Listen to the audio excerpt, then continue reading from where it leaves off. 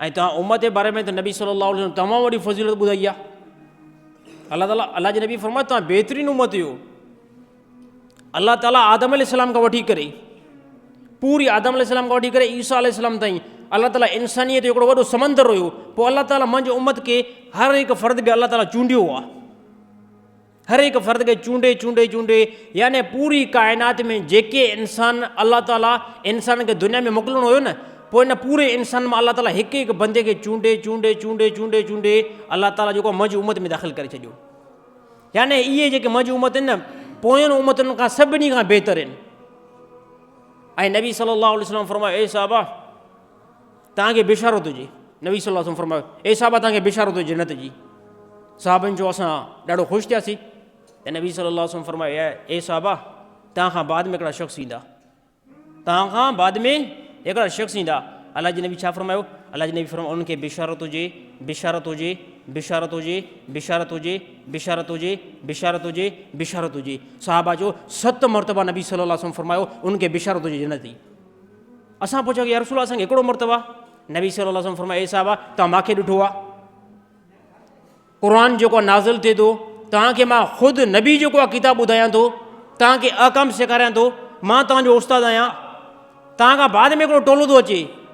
साहबा मूंखे असुल न ॾिसंदा, सिर्फ़ु जेको आहे नुस्ख़े खे किताब खे ॾिसंदा ऐं चवंदा इहो किताब जेको आहे जनाब मुहम्मद मुस्तफ़ा सल्लल्लाहु अलैहि वसल्लम जे मथां नाज़िल थियो आहे ऐं असां गवाही था ॾियूं त असांजो अलाह अकेलो आहे ऐं मुहम्मद मुस्तफ़ा सल्लल्लाहु अलैहि वसल्लम जेको मदीने में आहे इहो असांजो रसूल आहे। ए साहबा मूंखे ॾिसंदा न, बग़ैर ॾिसण खां ए साहबा ईमान था आणनि। ए साहबा उनखे 7 मरतबा जन्नत जी बिशारत ॿुधायो।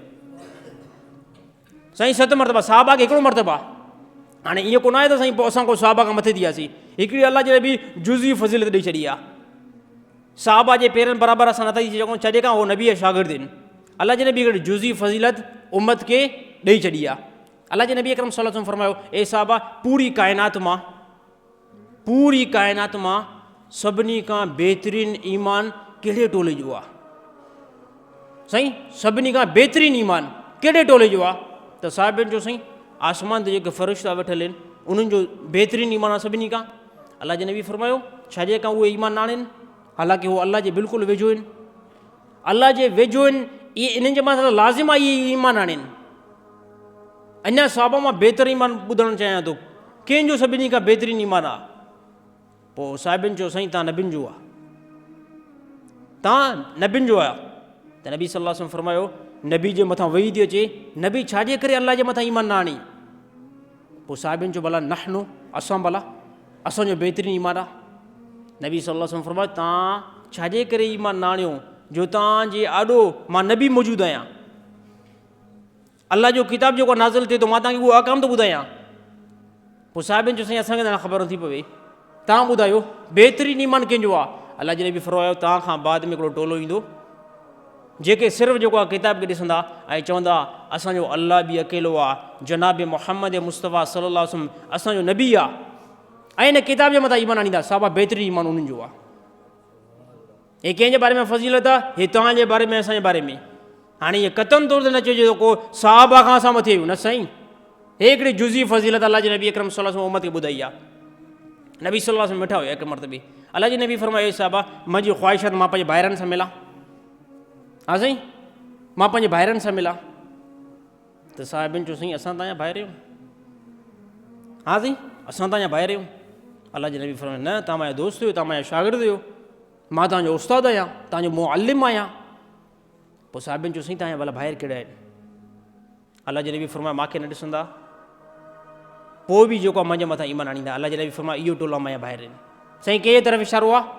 तव्हांजे असांजे तरफ़ जेको आहे इशारो आहे। असां भला नबी खे ॾिठो आहे? भला असां हिकिड़े किताब खे ॾिठो आहे। अलाह जे नबी फरमायो इहे मुंहिंजा भाइर आहिनि, तव्हां मुंहिंजा शागिर्द हुयो ऐं तव्हां मुंहिंजा दोस्त हुयो। इहो टोलो मुंहिंजो जेको आहे न भाइर आहिनि जेके मूंखे ॾिसंदा न ऐं बग़ैर ॾिठे जेको आहे ईमान आणींदा। इहा तमामु वॾी ॻाल्हि आहे। वरी अलाह जे नबी हिकिड़ी हदीस जे अंदरि अलाह जे नबी मिसाल ॾिनो। अलाह जे नबी मिसाल ॾिनो। अलाह जे नबी फरमायो मुंहिंजी उम्मत जो मिसाल ईअं ई आहे, मुंहिंजी उम्मत खे अलाह ताला एतिरो टाइम ॾिनो आहे जीअं साईं असर खां वठी करे मग़रिब ताईं। तव्हां पाण ॿुधायो असर खां मग़रिब ताईं साईं थोरो टाइम आहे घणो? साईं थोरो ॻाल्हायो न साईं। बिल्कुलु थोरो आहे। असर खां मग़रिब ताईं हे ॾींहं जो वञी करे को चोथों हिसो थो थिए। अलाह जे नबी फरमायो ए साहबा मुंहिंजी उम्मत खे टेम अलाह ताला एतिरो ॾिनो आहे जीअं असुर खां मग़रिब ताईं। हाणे मुंहिंजी उम्मत ए साहबा नेकिन खे ॾिसिजो। अलाह जे नबी फरमायो साहबा यहूदियुनि खे एतिरो टेम मिलियो जीअं सुबुह खां वठी करे ज़ोर ताईं, सुबुह खां वठी करे ज़ोर ताईं एतिरो वॾो यहूदियुनि खे टेम मिलियो। अलाह जे नबी फरमायो नसारनि खे ज़ोर खां वठी करे असर ताईं।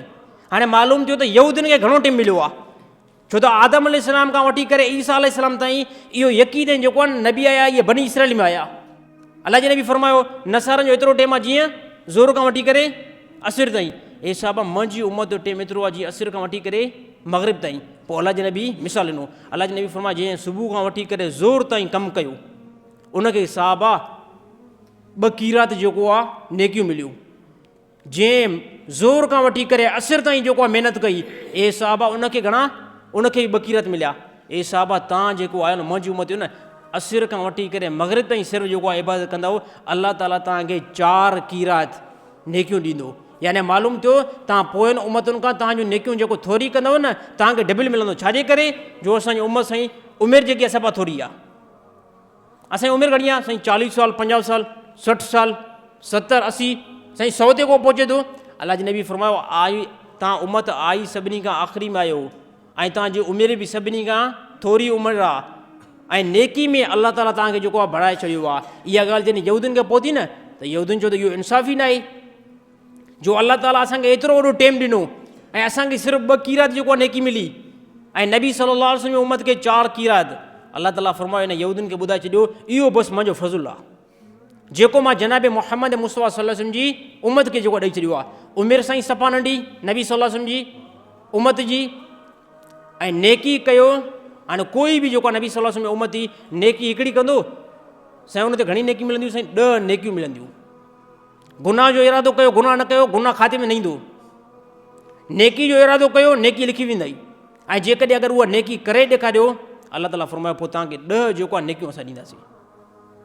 नबी सल्लल्लाहु अलैहि वसल्लम खे निमाज़ मिलियूं न 5 निमाज़ूं मिलियूं न हली करे कटिंग थी करे साईं 5 निमाज़ुनि ते ॻाल्हि अची वई।